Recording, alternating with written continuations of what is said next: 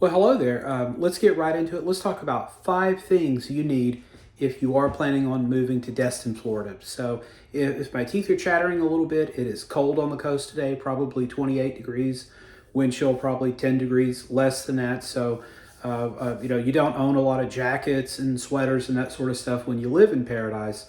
And so we just kind of make do. So, if I'm chattering a little bit, it's because I'm cold. But don't worry, it's supposed to be 70 degrees in a few days. So, okay, the first thing you need a good old fashioned, old school calendar.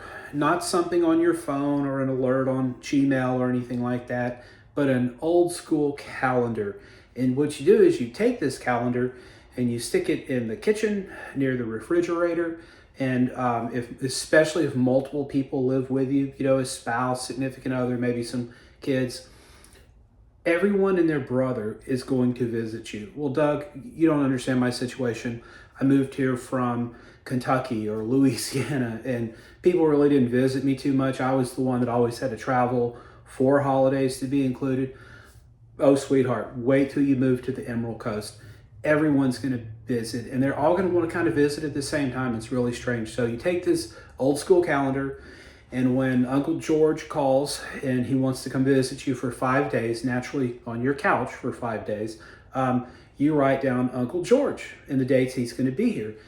Because invariably what will happen, someone else will call. I have a cousin, won't mention his name, Craig, but had not seen him in person since, my father's funeral, probably 7 years before that. It was just a random Monday morning. Love you, Craig. I had to say it, but just some random Monday morning, and he calls me, and I say, hey, Craig, how's it going? He goes, oh, good, Doug, what are you doing? I'm like, well, working. It's Monday morning.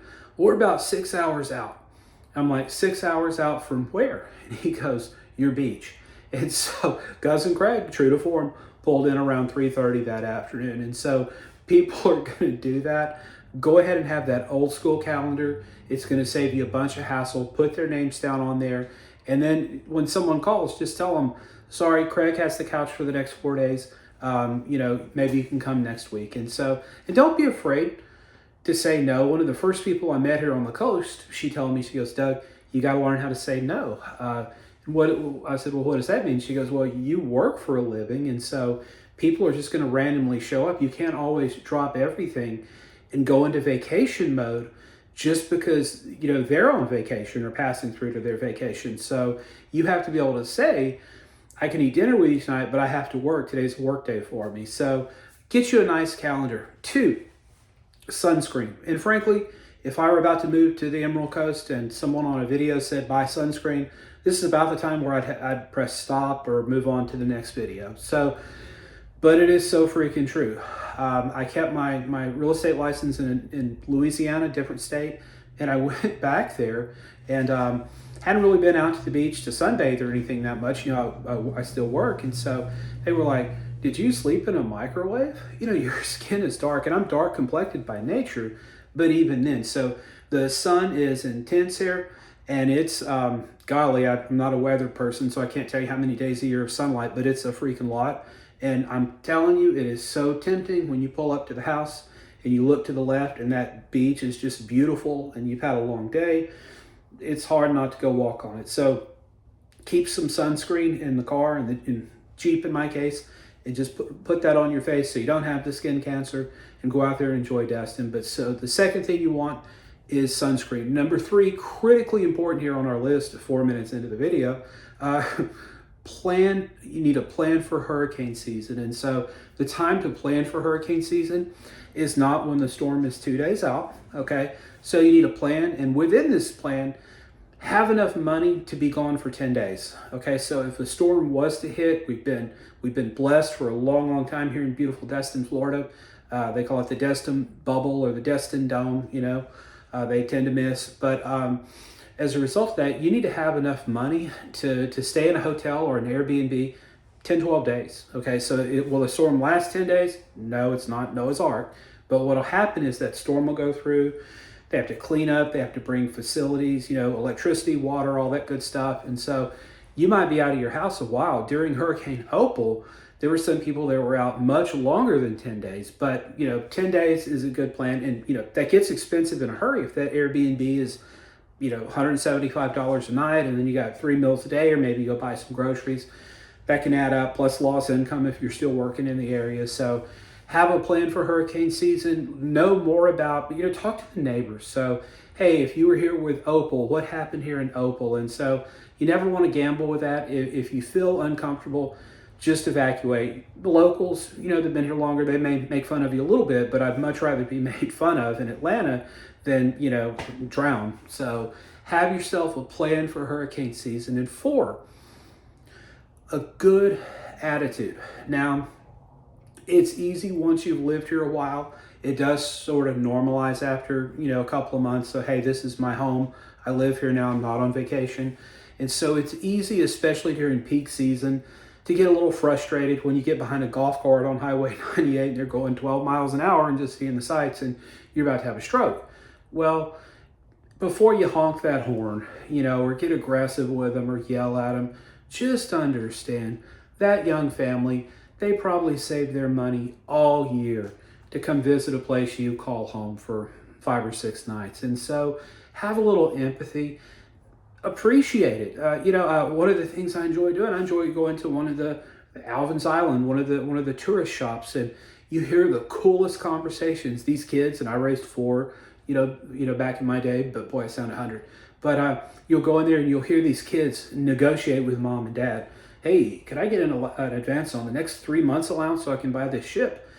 Please, I'll do extra chores. And it's just so cool. There's so much nostalgia there. I remember my kids doing the same thing.